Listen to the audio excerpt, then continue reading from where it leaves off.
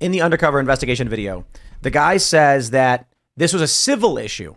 They didn't actually use the weight of government to go after Alex Jones. They simply educated the public on the appropriate means for going after Alex Jones, basically educating them on what to do, thus, quote, chopping off his legs, taking his money away. When the journalist asks, effectively, like paraphrasing, are you satisfied? They're like, yeah, we got what we wanted. We chopped his legs off. We took his money from him. He's bankrupt. That seems to be the goal. Now, why would a guy who worked for the FBI in any capacity, claims he's working for the CIA, brag about the things they did to go after Alex Jones? Well, this guy clearly doesn't like Donald Trump. Maybe he thinks he's the thing about these undercover journalists is they always, when they're in these meetings, act like they're on the side of going after Alex Jones, like they want Alex Jones to be gone after, or they hate Donald Trump.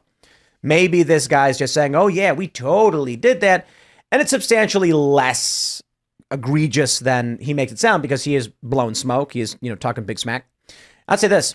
You got a former FBI agent and someone who claims to be in the CIA. If it is true that he actually is a CIA contracting officer, sounds like you've got a credible witness statement.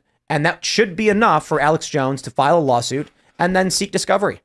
Yeah, have a court say like, okay, let's get all your communications and get to the bottom of what exactly was going on. I believe a judge should. I don't know that a judge would. What is your thoughts, Doug?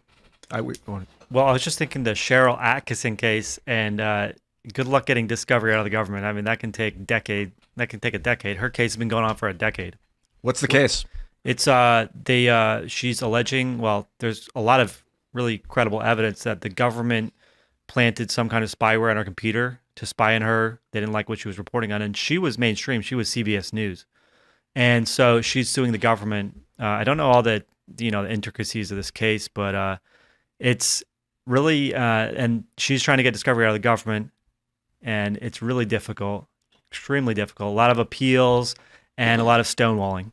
They just kind of want to push it down the road rather than say, no, you can't. They'll just say, maybe they always do this. Trying to get documents from the government, they jam it up. They block you at every turn because they're crooked. They're corrupt. They're evil people. Yeah, like Alex is right. They're a mafia. And dude, they're also disorganized. I was trying to pay my $120 piece of over unspent tax from Maryland, and it's like, dude, I can't log into the website. It won't send me my email. So I call the place. They're like, you got to get your email. I'm like, I didn't send it. They're like, well, then we can't help you. I mean, you can't help me. You don't want my money. Can I just pay you over the phone? They don't want my money. They want me to go mail some check. No, they want you. They want you to have liability. But they want to be able to go. You have an unpaid debt, so now we own you. Maybe that's a tool they can use too. But at this level of me with just $100, it's like it's just a disorganized system that doesn't kick back an email when it's supposed to, and that's just like the state government.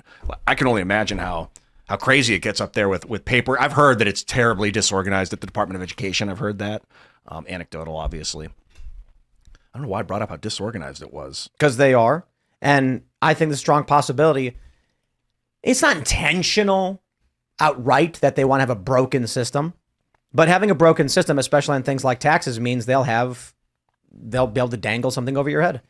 Well, the tax code stuff is like they want to incentivize people. They really want to use the tax code to get people to do things. So that if they can offer tax deductions, so that way you'll do something. That's a means that the government has used ever since the income tax became, something that they've been able to manipulate. They do it to the federal government, does it to states. Like the reason that there's a nationwide age limit of 21 for drinking is because the federal government, the DOT, says we're not going to give you any money for your roads if you don't. And they do that kind of stuff all the time. It is like extortion. The only difference between the federal government and the mob is like the government you elect as opposed to the mob just takes control. But either way, at the end of the day, the boot's the boot.